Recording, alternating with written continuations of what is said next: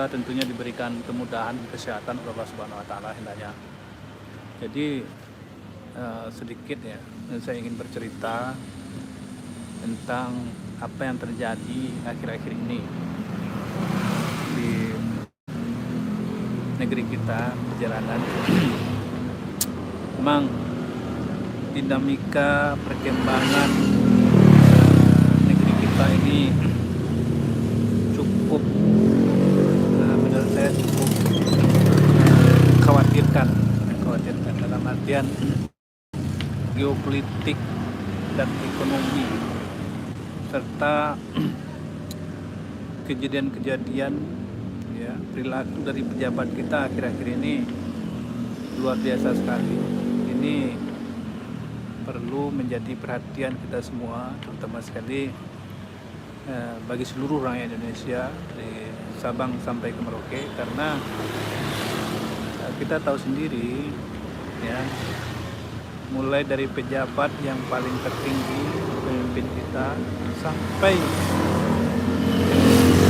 aparat-aparat penyelenggara negara itu sangat banyak yang tertangkap saat ini menyalahgunakan kewenangan, dan yang sampai mengkhawatirkan sekali itu korupsi ya.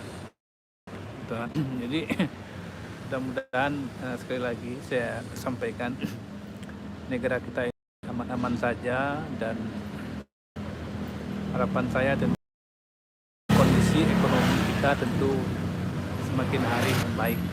Ini harapan saya yang sangat luar biasa kepada kita semua. Tentunya kita berharap sekali lagi kepada pemerintah agar bisa memberikan satu pelayanan yang sama maksimal kepada masyarakat ya, memberikan keadaan yang lebih nyaman, lebih kondusif, dan sangat lebih penting sekali, yaitu kebutuhan itu semakin hari semakin terjangkau hendaknya. Mungkin itu siaran langsung pendek saya di malam hari ini. Sekali lagi teruslah berjuang, teruslah berusaha, semoga apa yang kita inginkan dan kita cita-citakan bisa tercapai hendaknya. Terima kasih ya. Wassalamualaikum warahmatullahi wabarakatuh.